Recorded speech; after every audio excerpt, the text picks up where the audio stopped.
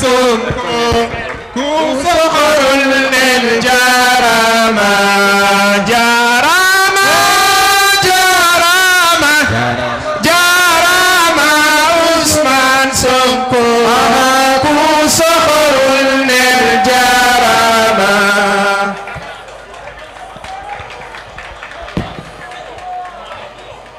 A'uuzu billahi mina shaytaani rajiim.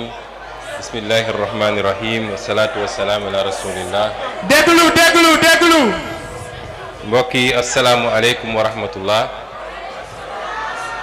Je vais démarrer mon allocution en français pour permettre à son excellence monsieur l'ambassadeur d'en saisir le sens, mais également délivrer le message de son excellence monsieur le président de la République Bassirou Diomaye Diakhar Faye à l'ensemble de la communauté internationale.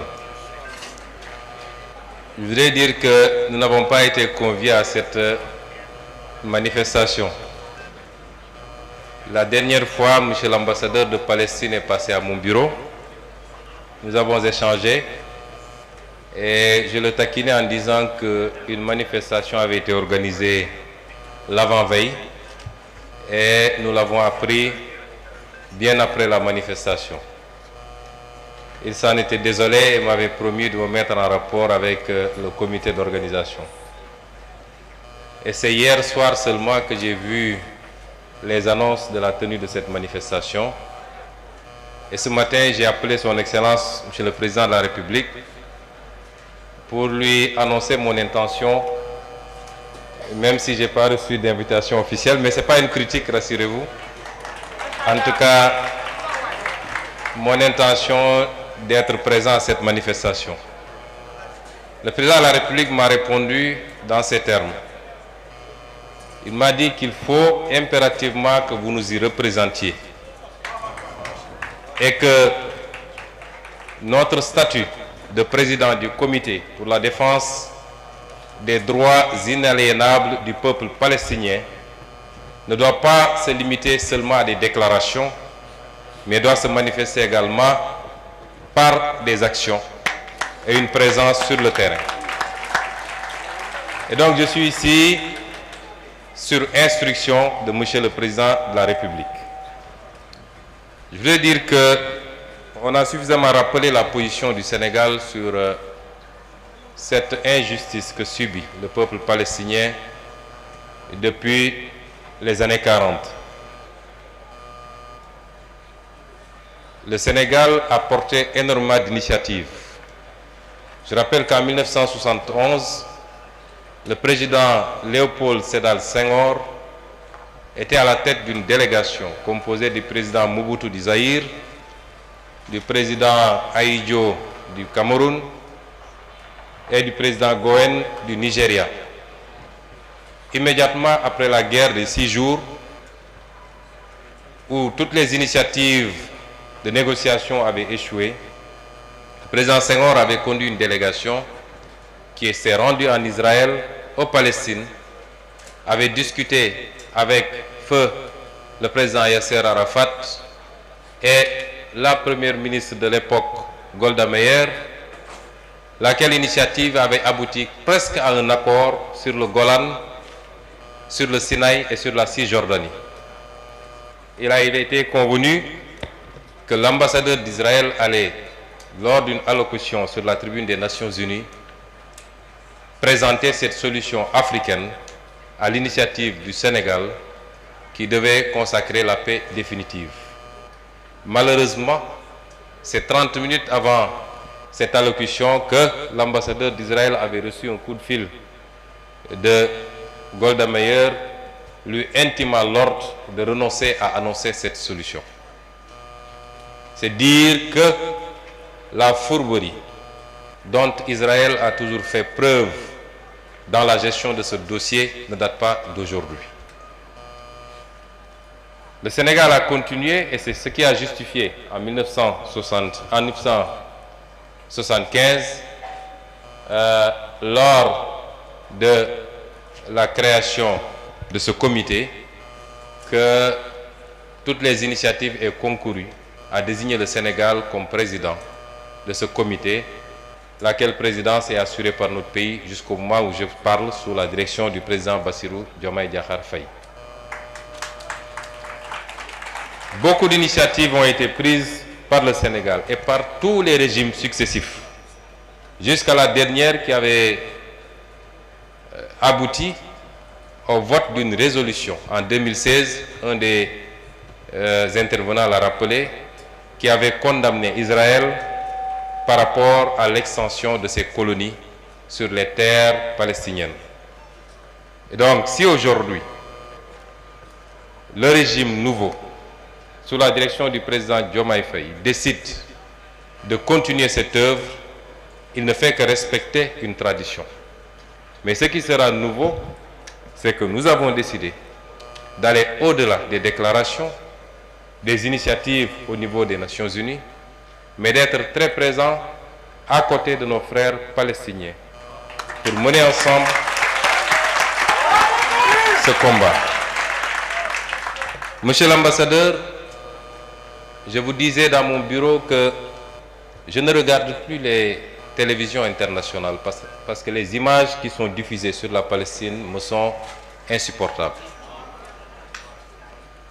Tout le peuple sénégalais, et j'allais dire toute l'Afrique, parce qu'il faut reconnaître que l'Afrique a toujours été au premier plan de ce combat. Aujourd'hui, à ma connaissance, il n'y a que 2 États africains, le Cameroun, je crois, et l'Érythrée, qui n'ont pas reconnu officiellement l'État de Palestine. Tous les autres États ont reconnu l'État de Palestine, ont été parmi les premiers à l'avoir reconnu. Nous sommes ici dans le cadre d'une manifestation de soutien au peuple palestinien, et ce qui semble le plus visible, c'est que c'est l'aspect religieux. Cette religion que nous partageons avec la majorité du peuple palestinien. Je voudrais dire simplement que pour combattre une injustice, de tous ceux qui participent à un combat contre l'injustice, les motivations peuvent être plurielles. La motivation religieuse en est une, et ce qui semble être prégnant ici, dans cette assemblée. Mais on peut participer à un combat contre l'injustice pour d'autres raisons. Parce que simplement, on ne supporte pas l'injustice, indépendamment de ses croyances et de ses convictions. On peut y participer pour des raisons ethniques, des raisons familiales. On peut y participer pour des raisons géographiques. Mais on peut y participer simplement par humanisme. Et l'aspect religieux ne peut pas être enlevé, en tout cas ne peut pas être dénié.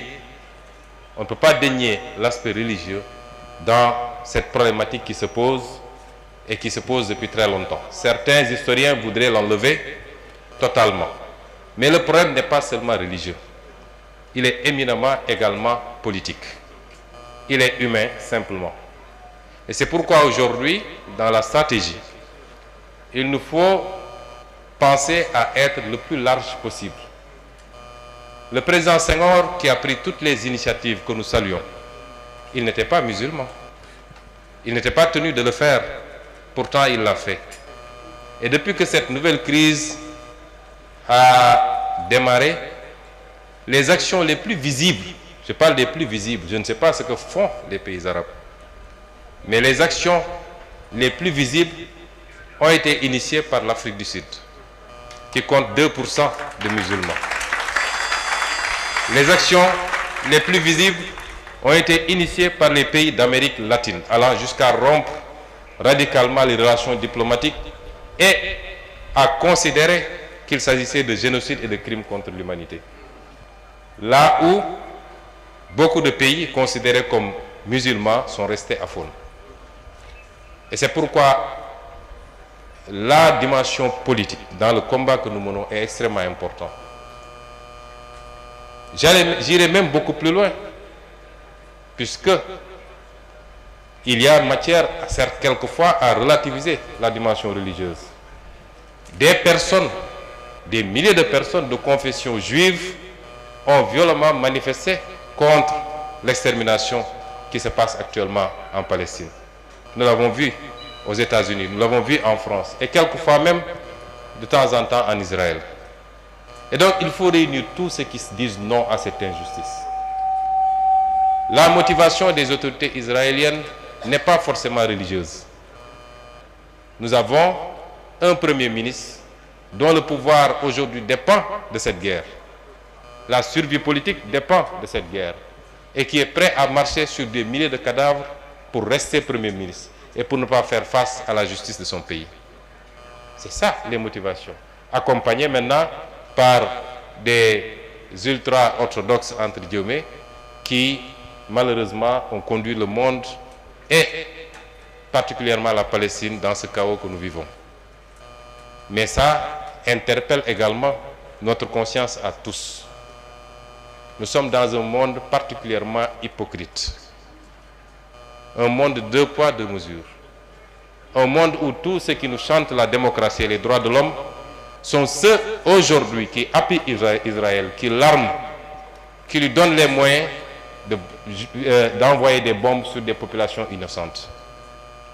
Nous sommes dans un monde où les principes qu'on nous vend, qui sont décrétés à gauche et à droite, n'engagent que ceux qui y croient.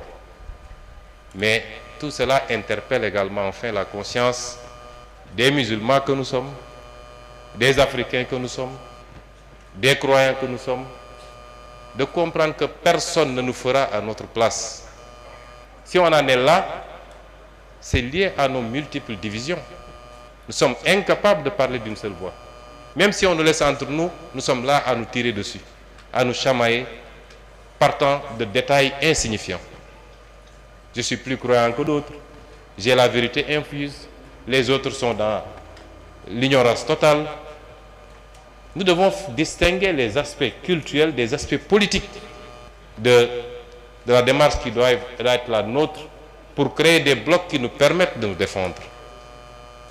Et je parle au double sens de croyants que nous sommes, quelle que soit notre croyance, et d'Africains que nous sommes.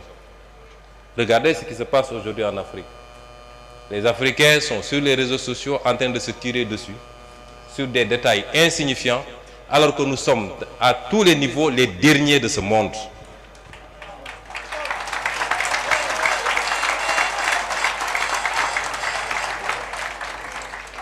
Et pour les croyants, c'est la même chose.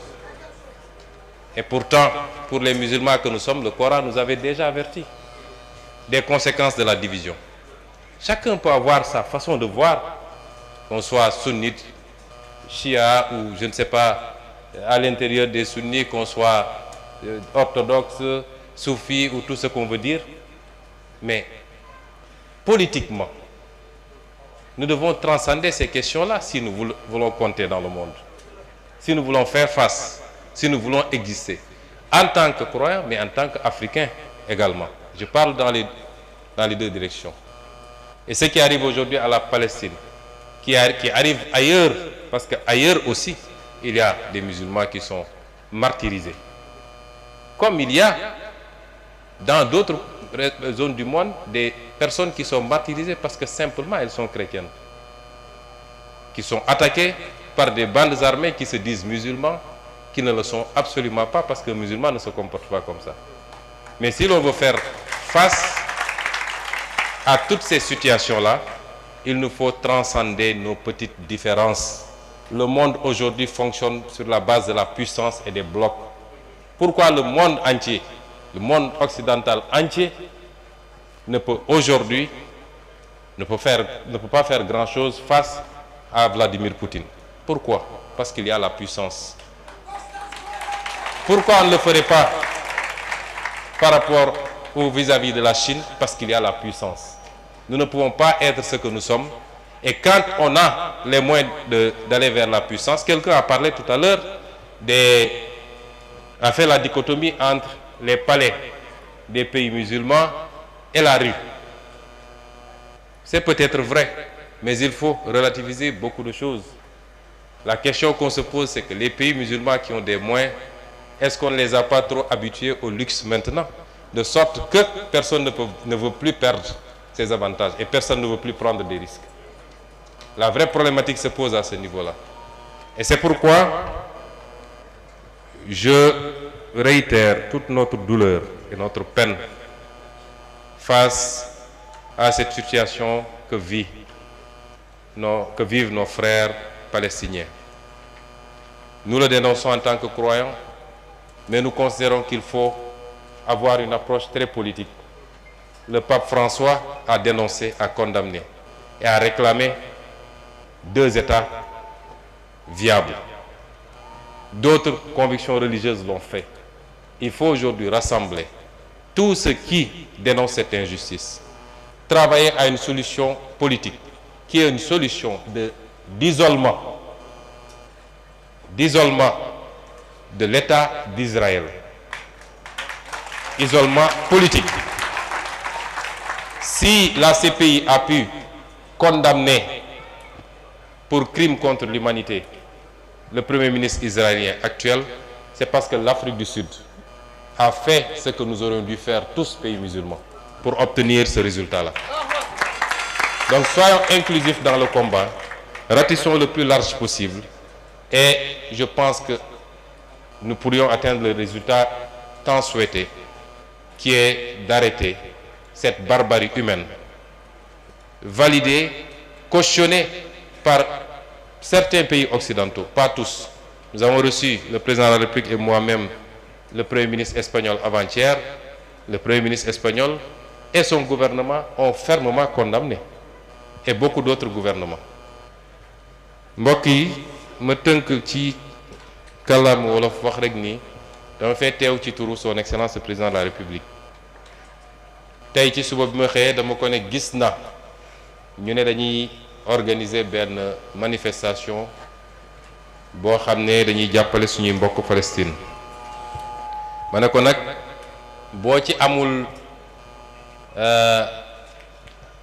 boo ma ko terewul bëgg naa caa dem teewi.